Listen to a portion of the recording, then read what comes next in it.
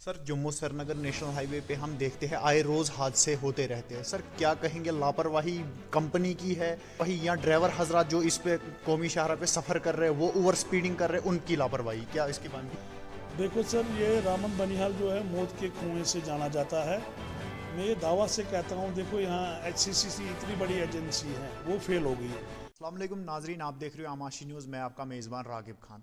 इस समय हमारे साथ बात करने के लिए मौजूद है बीजेपी के जनरल सेक्रेटरी मोहम्मद सलीम भट्ट। इनसे बात करने की कोशिश करेंगे। सर वेलकम है आपका आमाशी न्यूज़ में। सर आपका भी वेलकम है sir. Sir Jammu Srinagar national highway पे पिछले कुछ दिनों से हमको हमको देखने को मिल रहा है कि जो लेबर्स है वो प्रोटेस्ट कर रहे हैं। तो सर इसकी वजह क्या है और क्यों प्रोटेस्ट कर रहे हैं वो सर? सर उनकी वजह यह है कि देखो, हर प्रोजेक्ट में अपना अपने नियम होते हैं। जो सेंटर का पैकेज होता है उसके थोड़ा हाई रेट होते हैं। तो कई जगहों पे ठेकेदार जो होता है वो लापरवाही करती हैं, जो एजेंसी काम करती है वो लापरवाहियाँ करती है, वो मेरे गरीब को इग्नोर करती है। जो राइट्स हिंदुस्तान के आईन ने एक मज़दूर को दिए हैं, जो मज़दूर इस बड़े बड़े पहाड़ों को चीर के बड़े बड़े टनलों को आर पार करते हैं, तो उनके गैस अलाउंस होते हैं, रिसिक अलाउंस होते हैं, बाकी अलाउंस होते हैं, उनको बराबर नहीं मिलते हैं।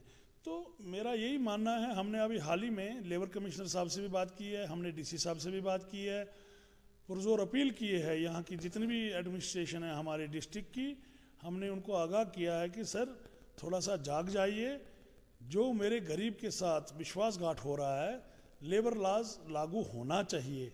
अगर मज़दूर को 800 का रेट है तो उसको 500 क्यों मिलेगा? अगर एक स्किल्ड को 900 का रेट है तो उसको 600 क्यों मिलेगा? तो हमारी यहाँ जो डिस्ट्रिक्ट की पूरी लेबर लॉज के हिसाब से जो हमारे लेबर कमिश्नर साहब है उनको पुरजोर अपील करते हैं कि उनको लेबर लॉज के हिसाब से पैसा मिलना चाहिए। तो कई एजेंसियां हैं कि तो वो उनका पीएफ, अभी आप देखो इफ़कान एरिया है, इफ़कान में एक कंपनी है यहाँ खड़ी है में, उन्होंने कई लोग ठेकेदारों को काम दिया था, तो ठेकेदारों ने उनका पीएफ का पैसा भी हड़प कर दिया। ऐसे इफ़कान ने कई मज़दूरों का पैसा हड़प कर दिया।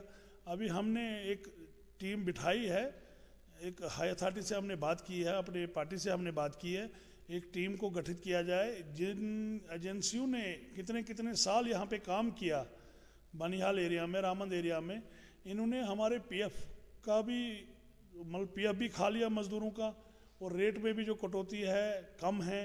वो क्यों है? अगर हम हिंदुस्तान के नागरिक हैं, हमें हिंदुस्तान ने ये राइट्स दिए हैं कि मज़दूर को ये हक मिलना चाहिए।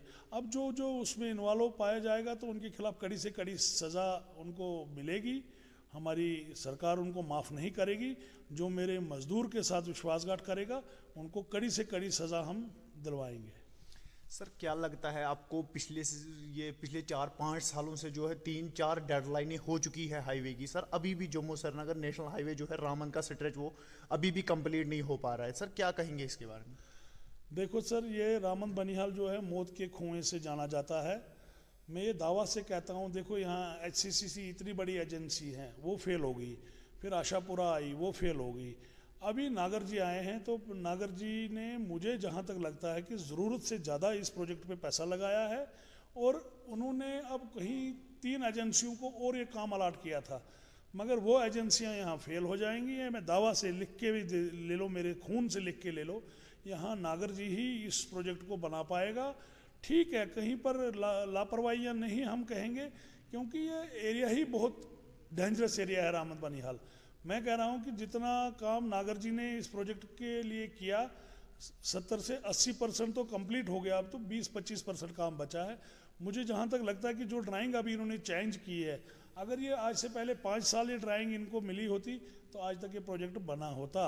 उसके साथ साथ मैं यही कहूँगा, डीसी साहब से पुरजोर अपील करूँगा कि जो अलाइनमेंट में जितने मकान थे उसके ऊपर भी बहुत सारे मकान इस क्रैकेज हुए, रोड हमारे डैमेज हो गए। चमलवास रोड को आप देख लो, उसको डैमेज कर दिया और उस पर कोई ध्यान नहीं एजेंसी दे रही है। तो मैं एनएचआई से भी गुजारिश कर रहा हूँ, जो हमारे रोड यहाँ पे मतलब जो डिस्टर्ब हुए हैं उसमें कटिंग में आ गए, उसके बाद उन रोडों को मेंटेन नहीं किया। मैं एनएचआई से भी गुजारिश कर रहा हूँ कि कम से कम जो रोड हमारे चमलवास रोड है, जहाँ जहाँ पर भी रोड है, और जहाँ पर रास्ता जो फुटपाथ होता है गरीब को ऊपर जाने आने के लिए, वो फुटपाथ भी उनका ख़त्म हो गया। तो मैं NHAI से DC साहब से पुरजोर अपील करता हूँ, जितने मकान हमारे रामन बनिहाल सेक्शन में, मकरकोट में है, रामसू में है, चमलवास में है और ये अपने शेर बीबी में है, तो मेरी गुजारिश है DC साहब से कि अगर हिंदुस्तान के आईन ने हमें ये राइट्स दिए हैं, जिसका भी डैमेज जाएगा उसकी डैमेज की फाइल बननी चाहिए और उनको अपने हक मिलने चाहिए। Sir, Jammu Srinagar national highway पे हम देखते हैं आए रोज हादसे होते रहते हैं। सर, क्या कहेंगे, लापरवाही कंपनी की है वही या ड्राइवर हजरात जो इस पे कौमी शाहरा पे सफर कर रहे हैं वो ओवर स्पीडिंग कर रहे हैं, उनकी लापरवाही, क्या इसके बारे में क्या मैं तो आपकी वसादत से सब ड्राइवर भाइयों को मैं इल्तिजा करता हूँ कि जब भी कहीं पे काम होता है, मशीनें काम करती हैं, अगर कोई सिग्नल मैन उनको रोकता है तो वो नहीं रुकते हैं, खासकर जो छोटी गाड़ी वाले होते हैं। और जब डबलिंग हो जाती है तो वहाँ फिर जाम लगता है। वहाँ पत्थर का क्या भरोसा है, कब पत्थर ऊपर से आ सकता है, तो उससे कई जानें ज़ाया हो चुकी है। तो मैं यही कहूँगा, जो नागर जी ने अपने कई बच्चे, उनके जो कई बच्चे हैं, उन्होंने अपनी जानें भी निशावर की है इस नेशनल प्रोजेक्ट के लिए।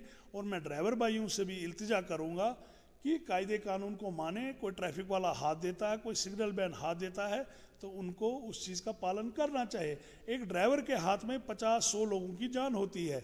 अगर वो ड्राइवर अपने फ़र्ज़ को सही तरह अंजाम ना दें तो बहुत बड़ा नुकसान भी हो सकता है। तो मेरी आपकी वसादत से, आपके चैनल की वसादत से मेरी पुरजोर अपील है ड्राइवर भाइयों से, जितने भी इस नेशनल हाईवे पे चलते आते जाते हैं, तो मेरी पुरजोर अपील रहेगी कि हर आदमी को आदमी समझे और हर जान को कीमती समझे। क्योंकि एक सोमू में 10 लोग बैठे होते हैं, तो सब की जान एक ड्राइवर के हाथ में होती है। अगर वो ड्राइवर ही लापरवाही करे तो उनकी जान को नुकसान हो सकता है। मेरी पुरजोर अपील है आपकी वसादत से कि ड्राइवर भाई अपनी जिम्मेदारी को बखूबी निभाएं ताकि किसी की जान ज़ाया ना हो। तो नाजरीन, ये थे हमारे साथ मोहम्मद सलीम भट्ट, बीजेपी के जनरल सेक्रेटरी। अपने मेज़बान राकिब खान को दीजिए इजाज़त। आप देखते रहिए आमाशी न्यूज़।